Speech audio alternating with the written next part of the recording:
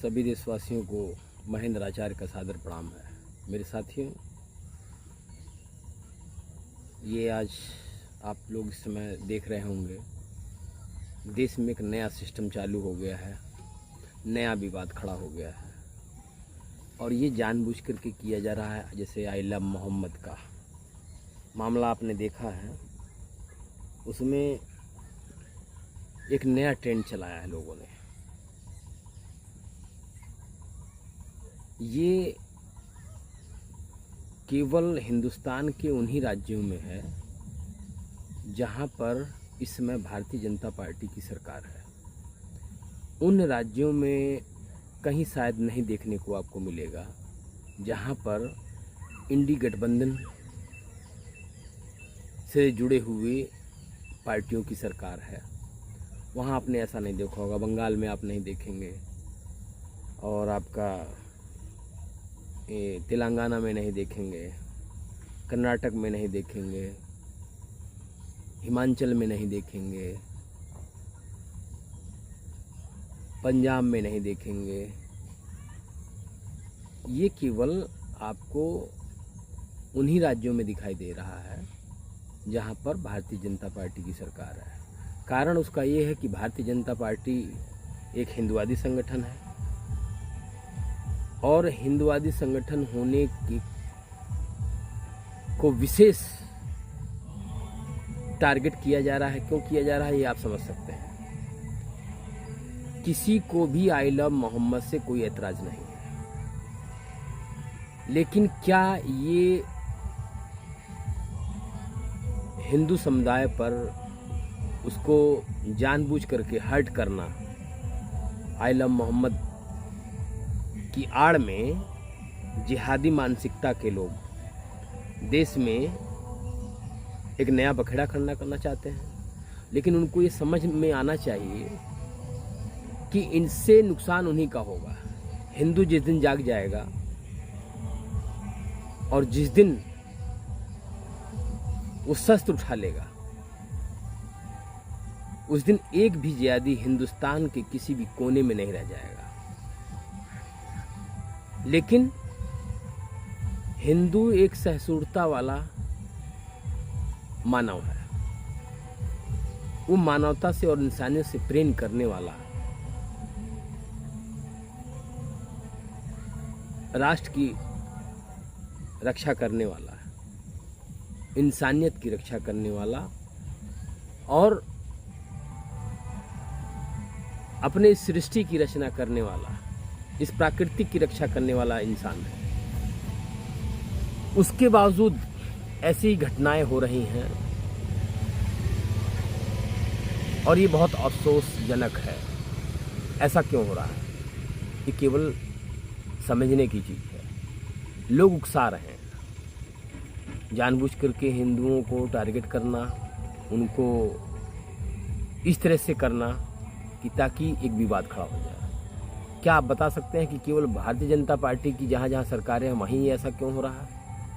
इसका क्या मिशन है? कोई इसका जवाब दे सकता है? कोई इसका जवाब दे सकता है कि केवल उन्हीं जगहों पर ऐसा क्यों हो रहा है? क्यों वहाँ नहीं हो रहा है? पश्चिम बंगाल में नहीं हो रहा है, कर्नाटक में नहीं हो रहा है, अन्य जगहों पर जहाँ भाजपा की सरकार नहीं है वहाँ क्यों नहीं हो रहा है? इसका जवाब कोई दीजिए। आप अगर ऐसा हो तो कमेंट में बताइए। देखिए, ये एक साजिश है और कुछ जिहादी मानसिकता को बढ़ावा देने वाले निशाचरी शक्तियां, वो हिंदुस्तान की तरक्की को देख नहीं सकते हैं। आज हिंदुस्तान विश्व के पटल पर एक विश्व गुरु के रूप में उभर रहा है, लेकिन वामपंथी विचारधारा के लोग और जिहादी मानसिकता की विचारधारा रखने वाले लोग हिंदुस्तान को तोड़ने की साजिश कर रहे हैं। ये एक बहुत बड़ी साजिश है जिसका अगर हिंदू एकजुट होकर के मुकाबला नहीं करेगा, इसको जवाब नहीं देगा, तो आने वाले समय में हिंदुओं के लिए बहुत बड़ी समस्या खड़ी हो जाएगी। इतिहास उठा के देख लीजिए, जब से 800 साल हिंदू गुलाम रहा, मुगलों का रहा, अंग्रेजों का रहा, हिंदुओं को केवल शोषण हुआ, अत्याचार हुए, कत्लेआम केवल हिंदुओं को हुआ। और ये हिंदुओं की कायरता है जो ये कहीं भी सुनने में आता है इतिहास के अंदर। हिंदू 9 करोड़ मार दिए गए, इतिहास में है, किसी अंग्रेज की किताब में लिखा हुआ था कि 9 करोड़ हिंदुओं का कत्लेआम हुआ था। हम ऐसा किसी अंग्रेज की किताब में बताया गया।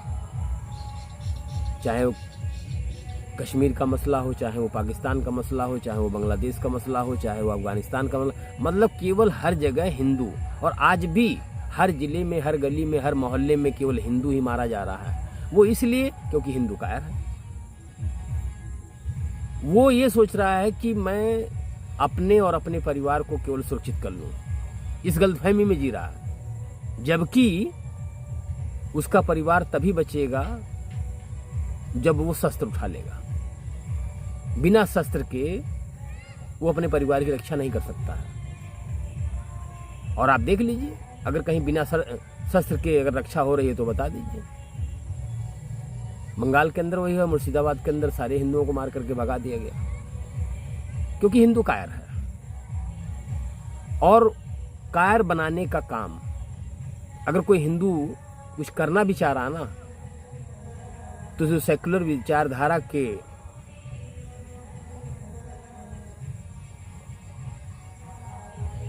अपाहिज लोग हैं या पंगु लोग हैं, वो एक बीमारी है, कीटाणु की तरह, वायरस है, एक जहर है, कैंसर है, एक सेकुलर विचारधारा। वह केवल हिंदुओं के लिए एक विचारधारा, सेकुलर विचारधारा बनाई गई है। अन्य किसी पर विचारधारा नहीं थोपी जाती। वो सेकुलरवादी मानसिकता के लोग केवल हिंदुओं को सेकुलर का लेक्चर देते हैं। ये एक बहुत ही घृणित मानसिकता है। जो अपने आप को सेकुलर विचारधारा का रखता है, मानता है, जरा उससे ये कहो कि जरा मानवता पर बात करो, या किसी और धर्म पर बात करो, ईसाई मिशनरी पर बात करो, इस्लाम पर बात करो। भाई दुनिया को सच बताइए, जो सही है वो बात करिए, गलत को गलत कहना होगा। तो हिंदू समझ नहीं पा रहा है, कभी उनके बहकावे में आ जा रहा है, कभी उनके बहकावे में आ जा रहा है। और जब तक हिंदू खुद खड़ा नहीं होगा, अन्याय को खत्म करने के लिए खड़ा नहीं होगा, अधर्म को खत्म करने के लिए खड़ा नहीं होगा, तब तक हिंदू मिटता रहेगा, कटता रहेगा। हमारे परम पूज्य उत्तर प्रदेश के माननीय महागुरु परम पूज्य श्री योगी आदित्यनाथ जी का मैं धन्यवाद करता हूँ। मैं जब कभी उनका वीडियो देखता हूँ, उनके समाचार सुनता हूँ, ये तो बड़ी खुशनसीबी है, बहुत ही खुशनसीबी है और भाग्यशाली हैं हम कि उत्तर प्रदेश में हम हैं। उत्तर प्रदेश के अंदर हम लोग हैं जहाँ पर आप रामनवमी भी मना सकते हैं, गणेश यात्रा भी निकाल सकते हैं, आप दुर्गा पूजा भी कर सकते हैं, आप दशहरा भी मना सकते हैं, माइक भी चला सकते हैं। लेकिन जहाँ पर भाजपा की सरकार नहीं है, वहाँ जरा आप डीजे और जागरण करके देख लीजिए।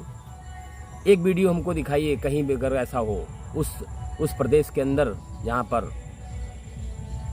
भाजपा की सरकार नहीं है। हम बहुत खुशनसीब हैं कि हम उत्तर प्रदेश की सरकार में माननीय योगी जी की छत्र छाया में, उनके शासन में हम लोग हैं। संभल में देख लीजिए, बरेली में देख लीजिए, क्योंकि वो उनका स्पष्ट बात है